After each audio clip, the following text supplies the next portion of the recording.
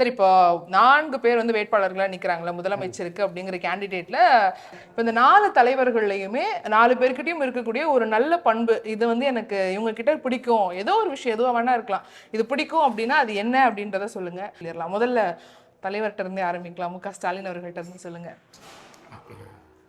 அவருக்கு வந்து பிறந்த காலத்துலேருந்து அவருக்கு பேரே வந்து ஜோசப் ஸ்டாலின்ங்கிற அந்த நேமை மென்ஷன் பண்ணி ஸ்டாலின் வச்சதுக்கு தகுந்த மாதிரி அந்த பேருக்கு தகுந்த உழைப்பை தமிழ்நாட்டில் அவர் உழைச்சி காட்டிட்டாரு. அதனால் உழைப்புக்கேற்ற சிகரத்தை அவர் தொட்டுட்டாரு. தமிழ்நாட்டை தாண்டி இந்தியாவை தொடரணும்னு என்னோட ஆசை. Okay sir. அடுத்து அதிமுகவின் தலைவர் எடப்பாடி அவர்கள்ட்ட இருக்கக்கூடிய ஒரு நல்ல பண்பு. ஏழை விவசாய குடும்பத்தை சார்ந்ததா எல்லாரும் சொல்கிறாங்க.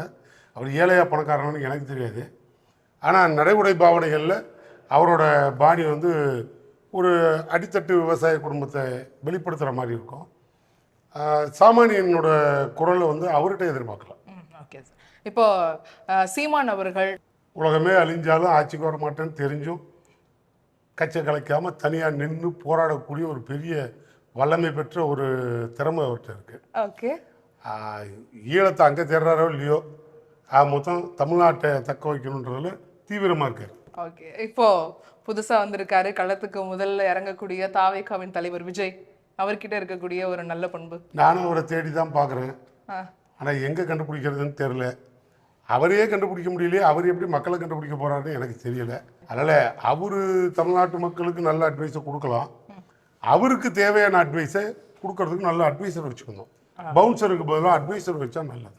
Okay sir. அப்போ நல்ல பண்பு அவர்கிட்ட இருந்து நீங்கள் பார்க்குறதுன்னு எதுவும் இல்லையா? அப்படியே ஒன்றுமே இல்லை. அவர் எல்லாருமே நல்ல, எப்பயுமே நீங்கள் ஒன்று புரிஞ்சுக்கணும், ஒரு பொது வாழ்க்கைக்கு தன்னை எல்லாத்தையும் விட்டுட்டு நான் உள்ளே வந்து உனக்காக நான் குரல் கொடுக்குறேன்னு வர்றவங்கள வரவேற்கிறோம்.